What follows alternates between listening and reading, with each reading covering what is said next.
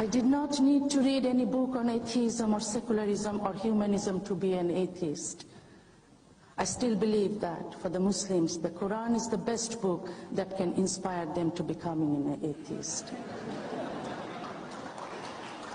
Not if they are dullheads, of course, in which case it would be a miracle.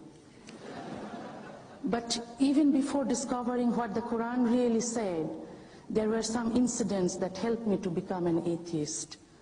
My mother used to tell me that Allah knows everything.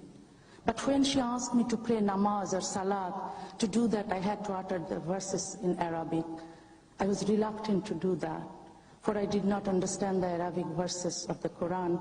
If I was going to pray, I wanted to pray in Bengali.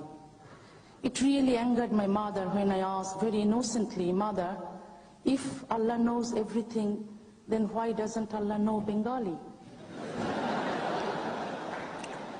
Mother was embarrassed and angry with me. I asked some of my relatives and they got angry with me also. One day, as I kept reminding my mother about Allah's ignorance, she replied, if you say anything bad about Allah, your tongue will fall off. I was 8 and had no idea that anyone's tongue could do that.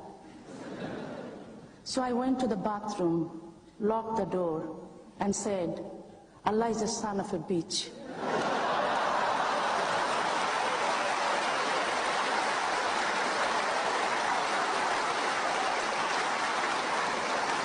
Allah is the son of a dog. Allah is the son of a pig. All the slang we commonly use in Bengali. Then I became worried. Maybe my tongue really would fall off. However, a minute passed, then 2, then 5 minutes, and my tongue was still there. I understand right there and then that I could say anything about Allah and my tongue would stay in my mouth. I understood my mother was wrong. Islam does not consider women to be a separate human being. Man is the original creation, and womankind is created secondarily for the pleasure of men. Islam considers a woman as a slave or sexual object, nothing else. Women's role is to stay at home and to obey her husband. Women are considered weak, so they should be taken care of. Their body and mind, their desire and wishes, their rights and freedom must be controlled by men. Islam treats women intellectually, morally, and physically inferior. In marriage, Islam protects the rights of men and men only. Once the marriage is consummated, women have no rights whatsoever in this field. The Quran gives total freedom to men, saying, your women are as your field. Go unto them as you will. Women are told to run to their husbands wherever they are, whatever they do. It is their duty. The Hadith says that 2 prayers that never reach the heavens are, number 1, those of the escaping slaves, and number 2, those of the reluctant women who frustrate their husbands at night. Islam considers women psychologically inferior. Women's testimony is not allowed in cases of marriage, divorce, and hudud.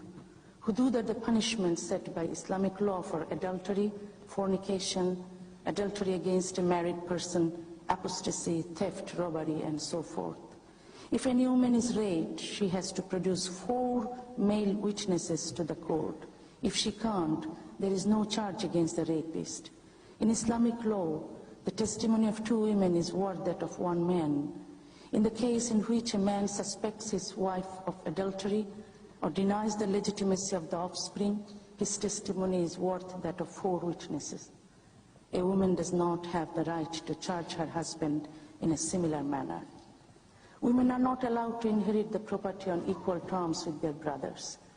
In the case of inheritance, Allah says, a male shall inherit twice as much as a female. And after all the rights and freedom, after obtaining all the sexual pleasure and having the pleasure of being the master, men will be rewarded by Allah with wine, food, and 72 virgins in paradise, including their wives they had on earth. And what is the reward for the pious woman? Nothing. Nothing but the same old husband, the same man who caused her suffering while the two were back on the earth. It was easy for me to become an atheist. I was a student of science, so it was hard to accept that the sun moves around the earth and the moon has its own light, and the purpose of mountain is to support the earth so that it will not fall down somewhere. I came to suspect and be sure that the Quran was not written by someone who has at all any knowledge of the universe. Not only did I read the Quran, I read the Hadith, the words of Muhammad. I found different events of Prophet Muhammad's life in which, when he had problems, Allah was able to solve them right away. For example, when he was sexually aroused after seeing his daughter-in-law, Allah sent him a message saying that he could marry her because his son was adopted and thus not his real son, so that marriage was therefore justified. Further, he created a new rule that Muslims would not be allowed to adopt any children. Muhammad married 13 times, one of his brides being 6 years old, Aisha. Allah, he said, told him that he was allowed to enjoy his wives, his female slaves, and all the captive women he possessed.